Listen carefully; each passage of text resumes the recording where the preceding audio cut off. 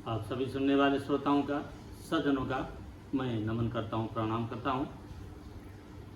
छोटा सा सृष्टिकर्ता परमात्मा के इस अतरज कारीगरी के ऊपर एक छोटे से 2 लाइन के भजन को मैं रख रहा हूँ।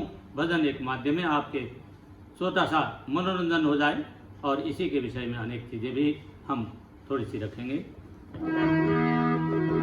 नमस्ते निराकार निर्गुण निरूपम, नमस्ते शिवं सत्य सुंदरं स्वरूपम, नमस्ते अगोचर अगमोददायक,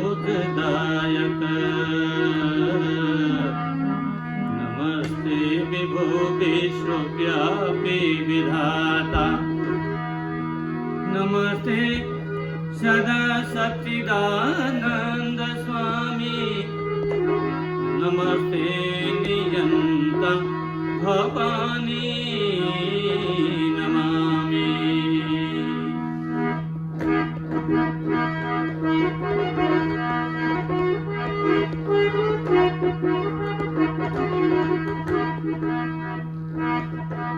दुनिया बनाने वाला, दुनिया मिटाने वाला, सबका है दाता भगवान, माने न माने इंसान। दुनिया बनाने वाला, दुनिया मिटाने वाला, सबका है दाता भगवान, माने न माने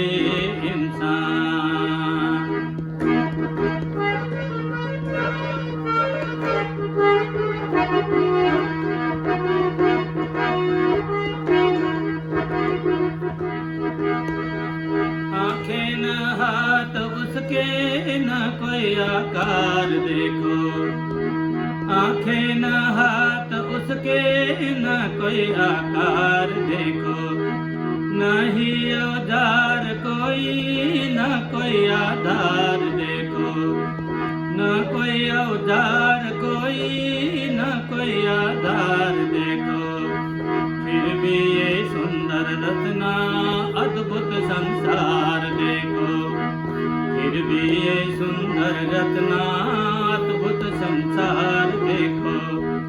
पतझड़ दिखलाने वाला, बादल बरसाने वाला, सबका है दाता भगवान, माने न माने इंसान।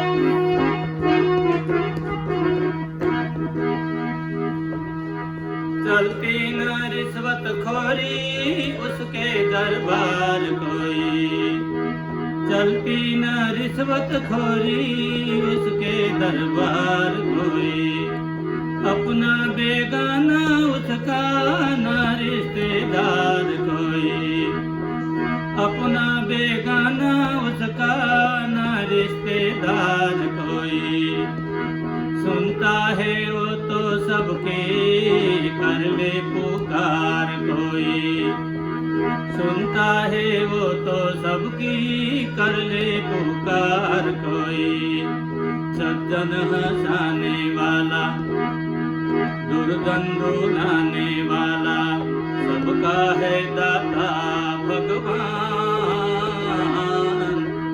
माने न माने इंसान।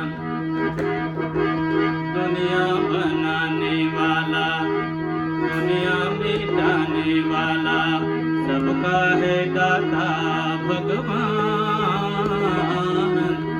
माने न माने इंसान, माने न माने इंसान।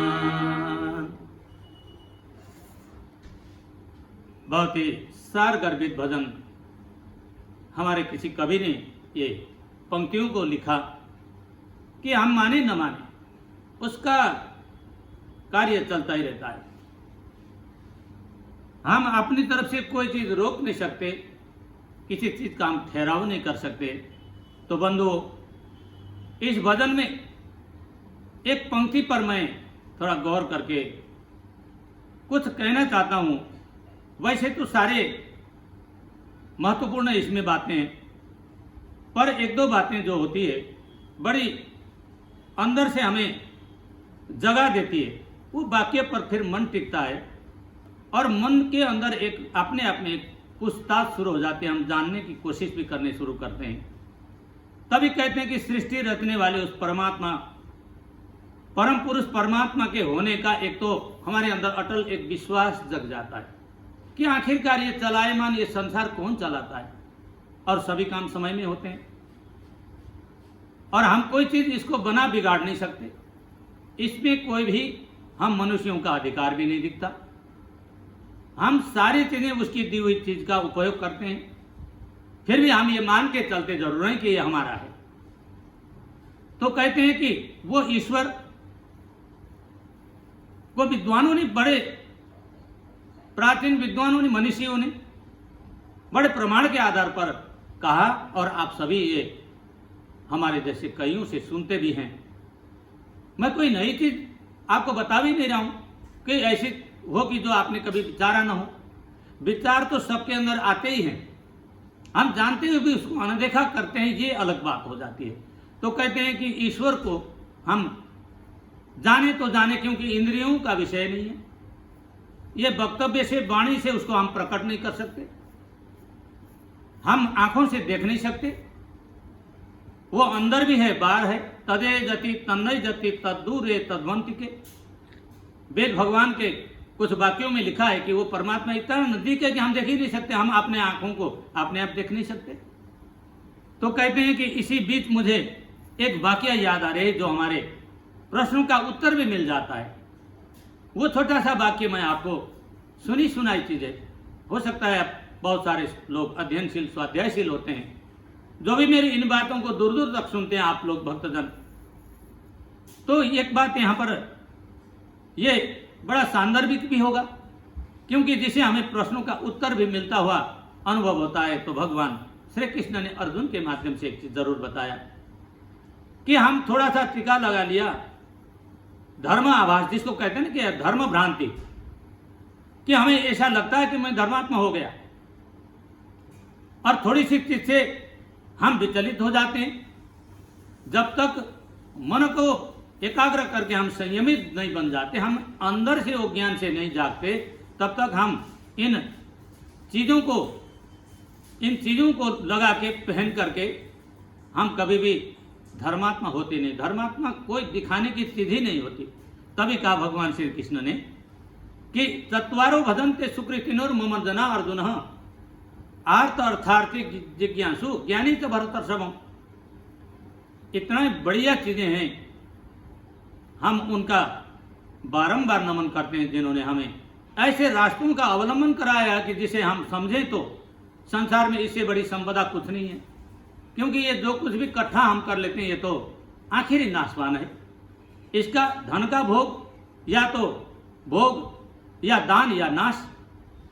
धन की भी ये 3 कोटि बता दी गई है, या दान करें या भोग करें या नाश करें, नष्ट हो जाएगा, अंत में उसका अस्तित्व यहीं तक रहता है। तभी भगवान ने बहुत सुंदर तरीके से अर्जुन के उस माध्यम से समझाया कि अर्जुन 4 प्रकार के भक्तों की कोटि होती है। जो आर्त दुखी जन तो परमात्मा से किसी बड़े व्यक्ति से आग्रह करता है, आशा करता ही है, मांगेगा। और अर्थात जो हम मीडियम अवस्था के लोग होते हैं, जो हमें पुत्र की प्राप्ति करनी है, हमारे कोई शत्रु का नाश करना हो, हमारे कोई अन्य बिगड़े काम के लिए हम कुछ न कुछ शर्त रखते हैं भगवान के सामने कि भगवान के संसार के कोई चीजें हमारे बन जाए तो हम ये करेंगे। तो अर्थार्थी मतलब अर्थ प्राप्ति संसार का किसी प्रकार का हो। और जिज्ञासा, व्यक्ति के मन में जिज्ञासा जरूर जगती है। भगवान कहते हैं कि जिज्ञासा लेकर के कहीं हम चले जाते हैं, सत्संग सुनते हैं, हम किसी की चीज सुनते हैं, आप हमारी सुन रहे हैं, जिज्ञासा जाग जाती है अंदर से। कभी कभी तो हमारे स्वयं मन को जगा देते हैं। कुछ वाक्य ऐसे होते हैं, मैं भी बहुत सुनता हूँ, बहुत मनीषियों का, महानुभावों का, जिनका सुन करके हमें कुछ न कुछ तर्क ज्ञान और हमारे कुछ आंखें खुल जाती हैं। सुनना सबकी चाहिए और अध्ययन अपना ही होता है। फिर तो कहते हैं कि जिज्ञासा करते हैं हम, परंतु जिज्ञासा थोड़ी देर में, जैसे शमशान में गए कोई, बड़ी वैराग्य की बातें आती हैं, मन के अंदर बड़ा निस्सार लगता है, संसार नाशवान दिखता है, इस संसार में कोई किसी का संबंधीदार नहीं है, कोई मित्र नहीं, कोई शत्रु नहीं, अनेक प्रकार की बातें उठती हैं। फिर हम लौट के चले आते हैं, फिर हमारे काम धंधे शुरू हो जाते हैं, हम उसी संसार के दलदल में फंसने लगते हैं। तभी का हिरण्मय न पात्रेण, वेदों में कितनी बातें कही है कि हिरण्मय, ये सोने का ढक्कन से ढका हुआ संसार है, आप बड़े सावधानी से चलना, इसको उगाड़ोगे तो अंदर घुस जाओगे, और ऐसा दलदल है ये। तो सो जो है जिज्ञासा रखने मात्र से हमें ज्ञान नहीं आता। अगले पंक्ति में ही भगवान ने कहा कि वो ज्ञानी च भरतर समम। तो ऊपर मैंने आपको थोड़ा सा संकेत किया था कि ये ज्ञान के द्वारा ही परमात्मा के इस कुदरत को हम समझ सकते हैं। ज्ञान बहुत बड़ी चीज है, जो आदमी किसी को दिखाने की जरूरत नहीं रहती। कहते हैं ना कि न लिंगम धर्म कारणम, ये मनुष्य तुम्हें कोई धर्म का चिन्ह धारण करना नहीं पड़ेगा कि तुम पंडित के पोशाक पहन कर निकलो तो तुम्हें कोई पंडित कह दे। ये अपने आप के अंदर एक पंडित जाग जाती है, जब बहुत बड़ी चीज है, जिसे व्यवहार का पांडित्य मिले। हम अपने घर परिवार के व्यवहार में हमारे अंदर ऐसी कुशलता प्राप्त हो कि जो इसमें हम अनेक प्रकार के रंग भरते हैं, तभी गृहस्थ सुखमय और सुंदर होती है। ये जबरदस्ती कोई किसी का कार्य नहीं चलता, कहीं ना कहीं वो धर्म आपके हमारे अंदर से ऐसा फूट है कि जो धर्म हमारी रक्षा करते हुए हमारे उन सारे कार्यों को चलाने के लिए हमें बुद्धि देता है। तो अंतिम वाक्य में मैं यही कहूंगा कि भगवान श्री कृष्ण ने बहुत बढ़िया चीज, माध्यम तो वही ये सारे, तो इन माध्यमों का हम फॉलो करते हुए कहते हैं कि ज्ञान के द्वारा ही परमात्मा की प्राप्ति करते हुए हम उस चीज को समझ सकते हैं कि जो इंद्रियों का विषय ये तो है ही। तो इसलिए धर्म जानने के लिए हमें कोई भी प्रकार का कोई चिन्ह प्रतीक भी नहीं चाहिए। और ईश्वर की बहुत सुंदर रचना के विषय में हमने भजन रखा कि कोई घूस, कोई खुशामत, कोई किसी प्रकार का शर्त नहीं चलता, और कोई भी सुनाए वो परमात्मा सबकी सुनता है। आप अंतर आत्मा से उसे पुकार कीजिए। आत्मा बल जिसके अंदर परमात्मा देवों का वास होता है, विद्वानों का सत्संग का हमारे अंदर उदय होता है, तो हमारे जीवन के अंदर कभी भी किसी प्रकार का भय नहीं रहता। हम निर्भीकता से उस ईश्वर की रचना में सदैव हंसते हैं, और ऐसा करने वाला व्यक्ति सदैव दीर्घायु होता है। उसके 100 वर्ष की आयु तक किसी की पराधीन नहीं होता। ऐसे स्वाधीनता का जो जीवन मिले, धर्म का जो जीवन आचरण का मिले, इससे बड़ी चीज कोई संसार में नहीं है। आप सभी ने सुना, बहुत बहुत धन्यवाद। एक छोटा सा नंबर मात्र देता हूँ, तो पंडित द्रुत पाठक 98 214 86 458 अवश्य आवश्यक हो। तो ये आदि संस्कारों के विषय में, मेरा ये विषय नहीं भजन का, फिर भी मैंने आपके मनोरंजन के लिए रखा है। हम अनेक प्रकार के संस्कार कथाओं के माध्यम से गुरुग्राम, यहाँ मैं रहता हूँ, ये हमारी सेवा का एक छोटा सा अभियान है। आप इस माध्यम से अवश्य संपर्क करें। बहुत बहुत धन्यवाद, शुक्रिया।